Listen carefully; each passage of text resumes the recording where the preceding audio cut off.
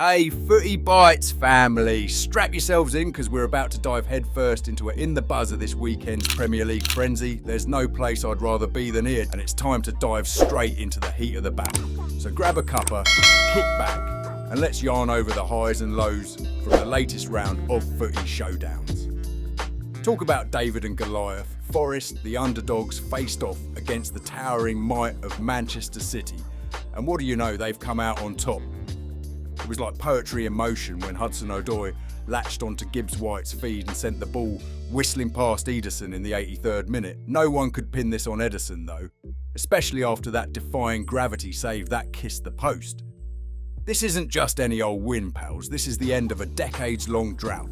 28 years, to put it precisely. And trust me, the City ground was more like a cauldron of pure football ecstasy. Possession, schmossession, City had it all.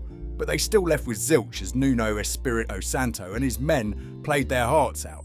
Then, down on the south coast, Brighton and Fulham were at it hammer and tongs.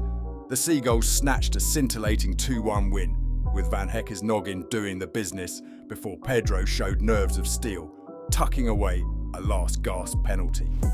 It was Raul Jimenez who put Fulham ahead with a cracker of a volley, but you wouldn't know it by the end. The Fulham boss looked as if he'd sucked a lemon while Brighton kept their cool, clearly taking a leaf out of Tony Bloom's unflappable book.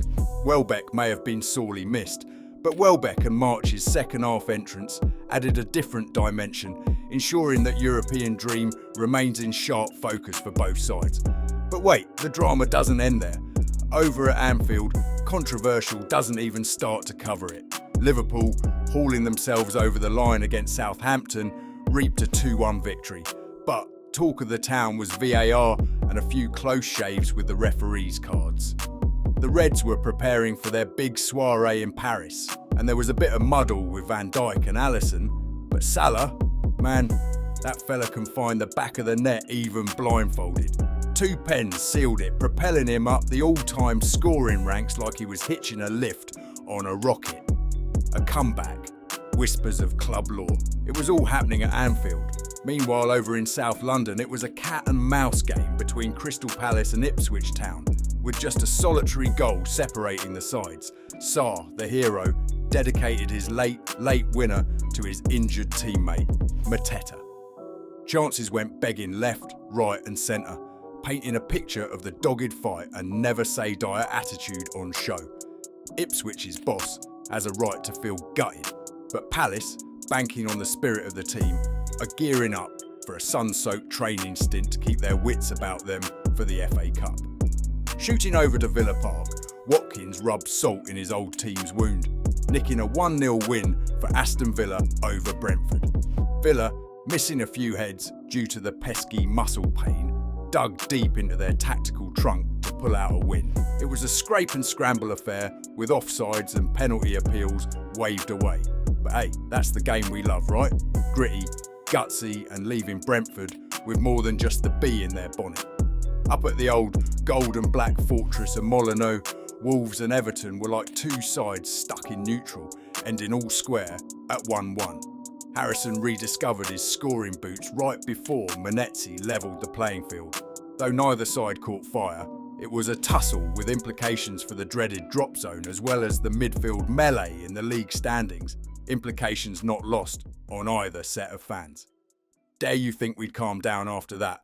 Spurs and Bournemouth went all out for the most dizzying of fairground rides. A 2-2 draw. Sarr's swing and a miss turned golden, and Son bailed them out from the spot, not before Tavernier's volley and Evan Nilsson's cheeky chip got Bournemouth fans on their feet. You could say both defences were more generous than Santa in December, with woodwork rattling like it was Christmas. Consistency isn't a word you'd associate with Spurs of late. Only 6 points from 9 home bouts since last November tells its own story. They sorely missed Kulusevski's creative spark. Down the road at Stamford Bridge, Chelsea tiptoed to a nervy 1-0 triumph over Leicester City. It was edge-of-your-seat stuff until Cucurella broke the ice on the hour. Leicester tried to throw a curveball with a switcheroo to a back five, But Chelsea kept their cool, even if the fans seemed a tad unsure. Leicester's boss knew the pressure was cranking up after this one, but Chelsea, eyes on the prize ahead of a titanic tussle with Arsenal, left with 3 points in the bag. And to wrap it all up, what's a weekend without a dose of high-stakes drama from Manchester United and Arsenal? Deadlocked at 1-1 in a chess match rather than a footy game, Bruno Fernandes and Declan Rice lit up Old Trafford with goals that had the strategy wonks nodding in approval.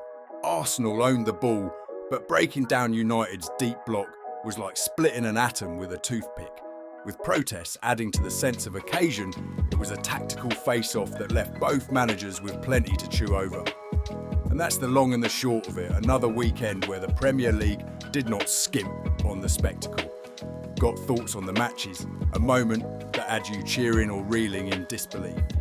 Get in on the chat down below and tell us what you think. If these conversations are right up your alley, don't just sit there. Subscribe to Footy Bites, your go-to place for football's thrills and spills.